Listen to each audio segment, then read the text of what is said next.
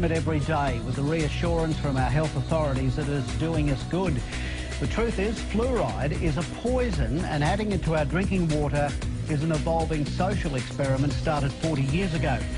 Now one of the world's top fluoride experts has issued a grim warning about what it could be doing to our health, and that of unborn children. Yet as Frank Pengello reports, you'll get a different spin from dentists and health bureaucrats.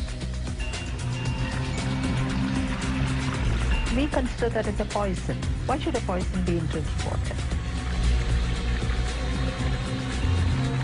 The poison is fluoride. It's there because government health bureaucrats and dentists tell us it's for our common good, for reducing tooth decay, and at levels which won't harm you. That doesn't wash with Professor A.K. Shashila. They should realise it's a poisonous substance. It doesn't promote health. It is a disease-causing agent, and the fluoridation should be stopped as early as possible.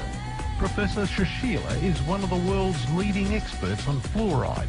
Her own extensive research, along with 70 years of data in India, backs up what she's saying, and it's most disturbing.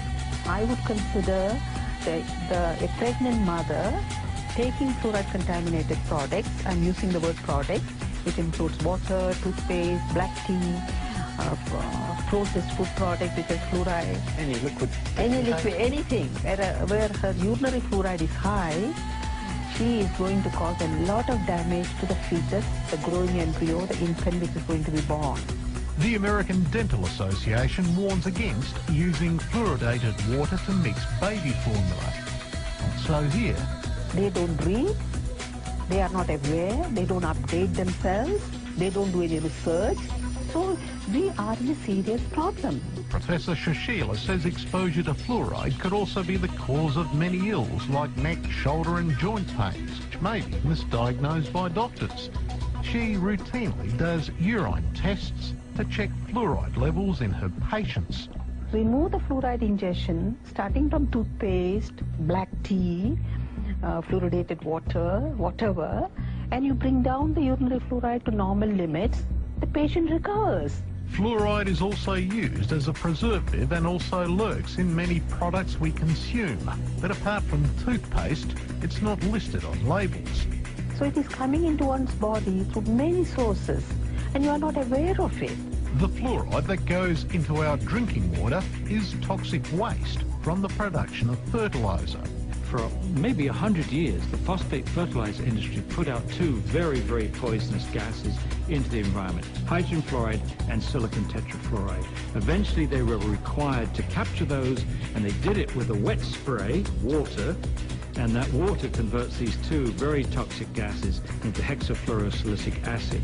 And it's this scrubbing liquor, which is about 25% strong, is put into tanker trucks, driven around the country, and added to our drinking water.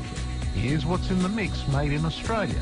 A sickening cocktail of heavy metals like arsenic, barium, beryllium, cadmium, lead, mercury, and on it goes. And in much higher concentrations than is allowed for lead and arsenic. Why should you make people drink a poisoned water? Well, it's forced medication for the masses. And there are more than 1,000 doctors and scientists around the world who, like Professor Shashila, condemn what's going on. The problem with adding medicine to water is an obvious one of consent, that people can't give their informed consent, which is a basic of medical ethics. Fluoride is about to be added to Mount Gambier's water from the Blue Lake. Alex Young is livid. He's collected a petition of more than 6,000 signatures against the move, or a quarter of the town, which has been ignored by the state government. The issue of fluoridation has largely been ignored by the government, in not terms they want to push it, but in terms of allowing the community to have a say in the matter, which is they simply just ignore us. And I and the rest of the group here are just amazed at the level of ignorance shown on this matter. We wanted to talk to someone in SA Health about the issue. Instead, we got a written statement which didn't address our questions directly.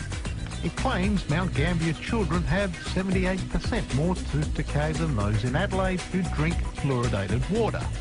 and that it's considered safe and used in other developed countries like the USA, UK and Canada. Well, there aren't many more on that list, as anti-fluoride campaigner Professor Paul Connett points out. Most European countries do not fluoridate. Austria, Belgium, the Netherlands, France, Germany, Sweden, Norway, Denmark, Iceland, Italy, Greece, Portugal. The overwhelming number of countries in the world do not fluoridate, and guess what? Their teeth are just as good, if not better, than ours. It aggravates dental decay. The tooth gets pitted, perforated, it gets chipped off, it breaks, and also at a much younger age, the people will become edentulous, means they lose their teeth. The anti-fluoride movement says while there's ample evidence to support what they're saying, governments still refuse to listen or fund research to study the impact it has on health. The real culprit here is these bureaucrats who are spinning the information before it gets to the decision makers, and that's what's outrageous. We expect, I think, politicians to spin. We shouldn't expect civil servants to spin. Full stop.